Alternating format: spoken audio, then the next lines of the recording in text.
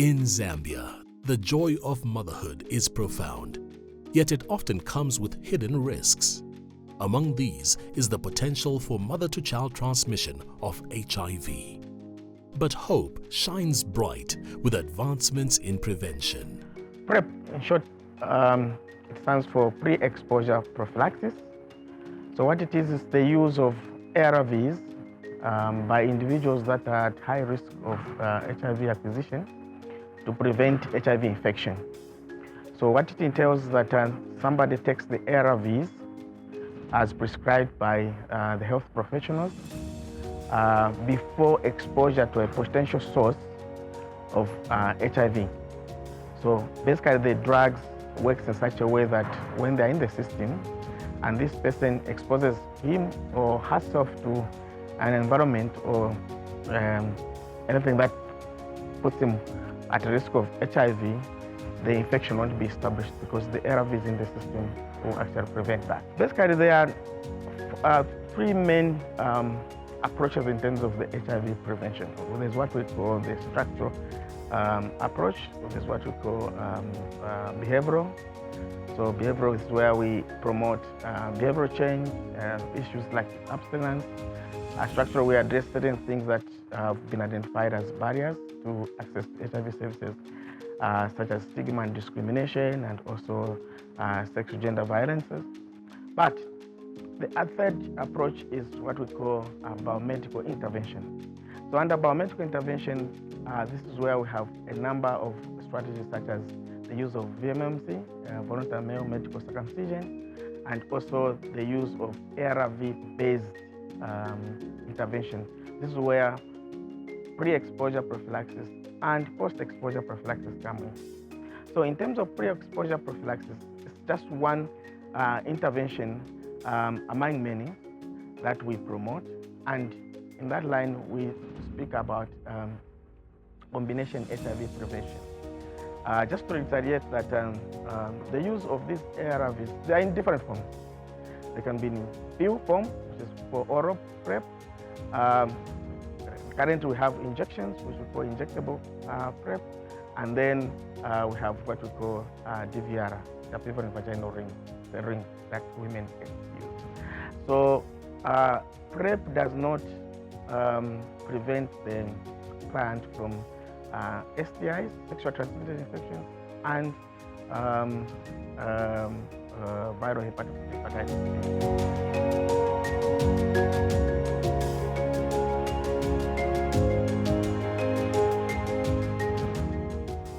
There's been a positive response from the community, and especially the pregnant and breastfeeding women themselves. We are able to have women walk into a facility when they go for antenatal and be able to start taking oral PrEP, which is a positive response from the community. However, there's been some stigma surrounding HIV prevention, especially for pregnant and breastfeeding women. Some of the concerns could be attributed to safety and also efficacy and also protection of the infant. Well, there's so much that has been done. I'm just going to mention a few. So for example, we've been able to use different types of media to reach out to pregnant and breastfeeding women and the general population. During COVID time, we became so innovative actually to see how social media, especially Facebook, TikTok, how it can be used to give information to every woman who's expecting or breastfeeding in order for them to access oral PrEP or to remain on oral PrEP. But we've also been able to do in-person engagements. So for example, we've been able to hold engagements with pastors, traditional leaders, engaging boys and men, because we know that for these women to remain resilient or persistent on oral PrEP, they need support from the community. Mother-to-child transmission remains a critical challenge in the fight against HIV. Yet, a powerful intervention, pre-exposure prophylaxis or PrEP, is changing lives. This groundbreaking prevention tool empowers pregnant and breastfeeding women to protect themselves and their children.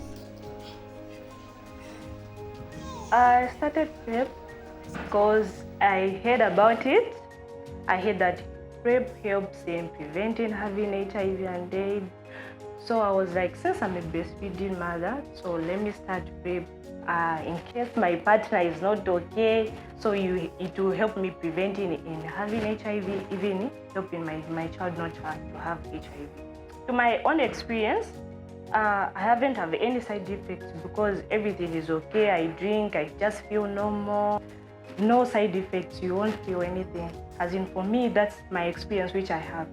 Since even my partner knows about it, since the time I started taking PrEP, it's just okay, loving and everything. Like even QMCH, people will continue on encouraging you to be taking it, even doctors.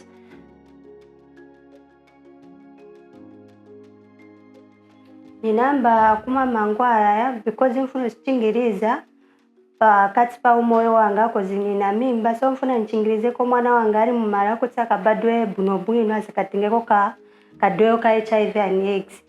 So no wonder namba ya mangwara. Mangwara ya shabe buno bwino kozi napezemo na problem ili yonse. Amna wanga baziba kuti taking a PrEP, so wananitenga shabe buno bwino nonileta pafupi oloku kliniki tima bwana awo bamanipelekeza oloku day time ija okumwa bamanikumkusako kutawo mkazi wanga mwako mangwala ya time ya kwana. Tunaenda kuja kuma antenatal wanababa tishisa ku explain pali PrEP kutinga mzimaya na mimba kuli mangwala usichingiliza wao mlina mimba akutu msatenge kadoyo ka HIV na mwana kuti asabadwe na kadoyo ka HIV so kusichingiliza we kamzimayi na mwana pala pobadwa since mwana ndepe amatengera HIV after tapatipunzisa ndepe tinambira tenga kwamba kumwa mangwala ya PrEP. Since nambira kumwa mangwala simamepo ma side effect aliyonse nambelepo kudwala nangalepo na diarrhea olo headache bonse sinambelepo nezomvera che no moche bwino. So monga basimaye beba na mamimba apa ngabashite encourage na eve bangambe kutenga PrEP mangwala ya bwino yachingiriza wonse basimaye bana mimba na mwana poja pobadwa so na mwana satengeko kadoyo kali konse. For mothers, PrEP is more than medication. It's a commitment to her family's health and future. For expectant mothers, the reassurance that PrEP offers is invaluable. It provides an extra layer of protection during one of the most vulnerable periods of their lives. The efforts that we are putting in under PMTCT is to reduce or rather eliminate the vertical transmission of HIV from mother to child.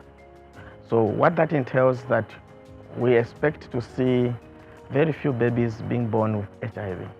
But what we are seeing the picture now in Zambia is that quite a number of babies that acquire HIV are the babies that are born from mothers who during pregnancy they tested HIV negative, right?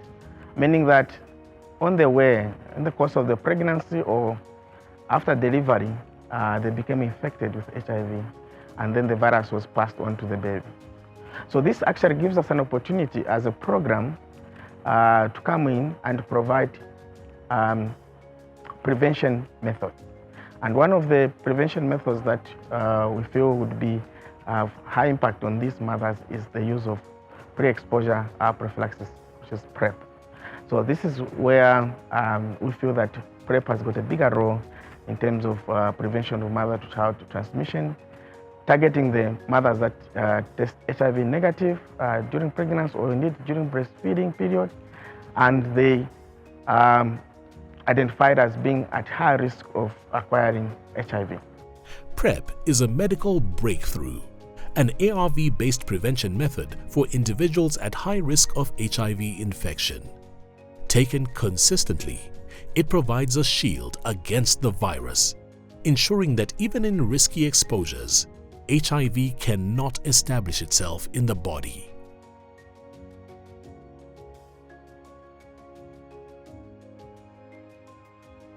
The success of PrEP lies not only in its efficacy, but in community support.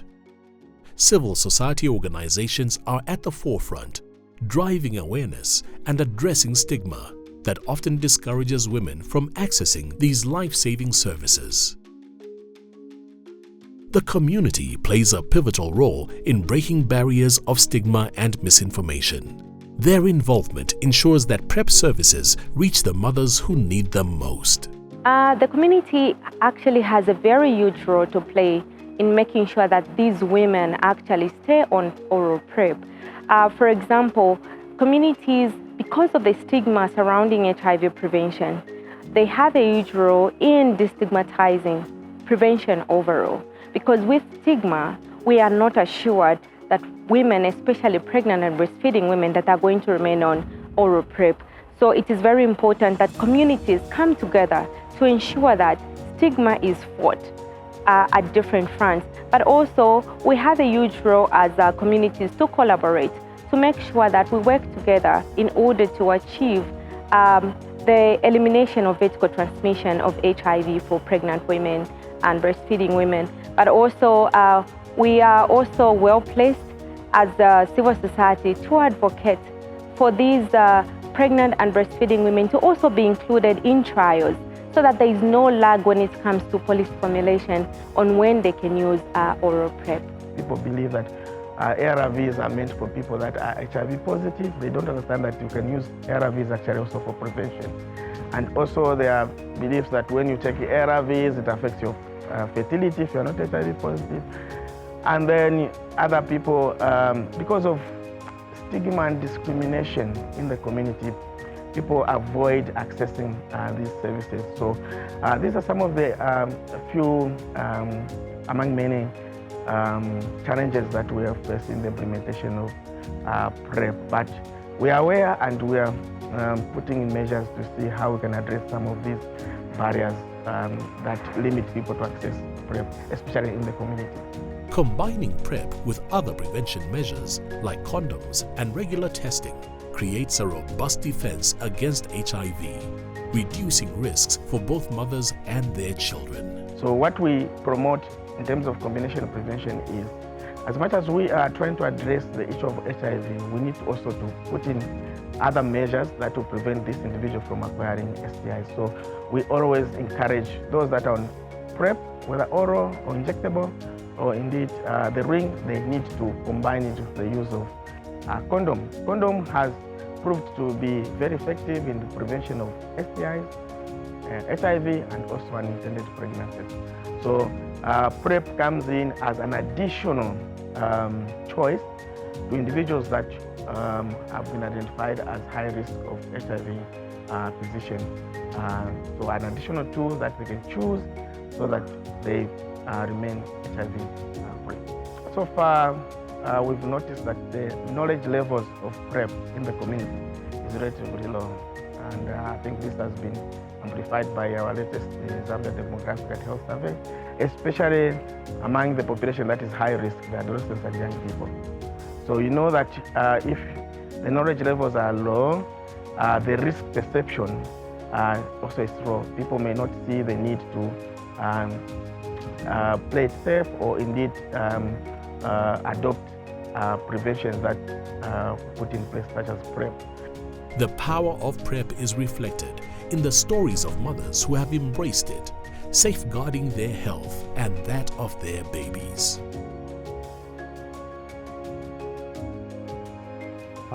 One of the biggest challenge that we have noticed generally is the inadequate knowledge about pre-exposure prophylaxis for HIV prevention in the community. So because of this inadequate knowledge among community members, there's a lot of myths and misconception about PrEP services, particularly the use of the oral tablets.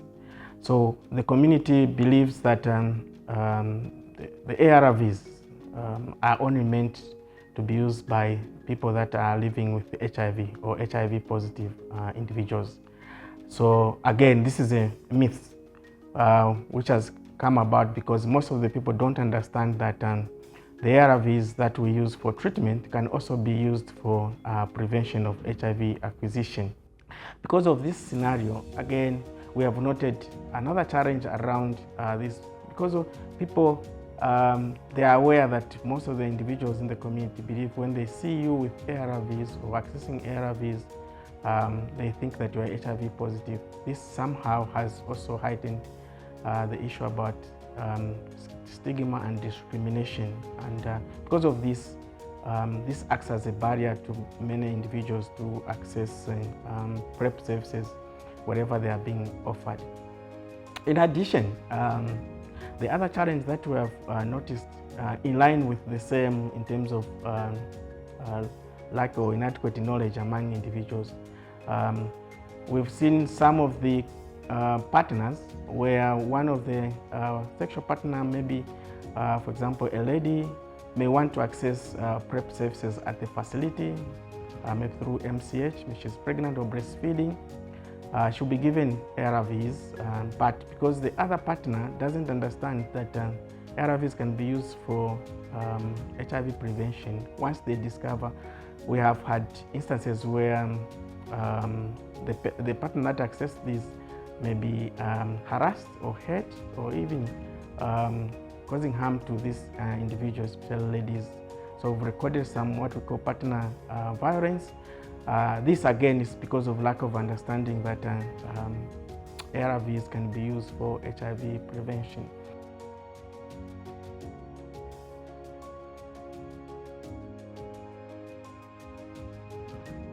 NAC provides support to the development of national policy and guidelines, obviously of which the PrEP guidelines are. NAC is also very important in advocacy and awareness for programs.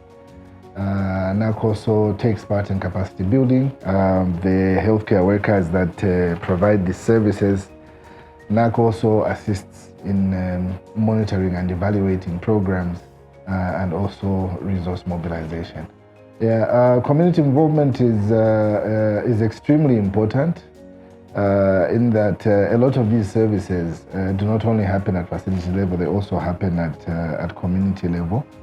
So for the communities to be involved all the way from the planning up to implementation and monitoring and evaluation, it is very, very key in that then this has the buy-in for the communities. Right, in conjunction with the Ministry of Health and as the vision goes to provide the services as close to the family as possible, the different PrEP options are being rolled out in a phased manner, but the idea is to finally be able to provide these services even to the far-flung places in this coming year. The future of Zambia lies in the health of its mothers and children. Together, through PrEP and community support, we are building a generation free from HIV. Protecting future generations is possible with awareness, commitment, and the right interventions.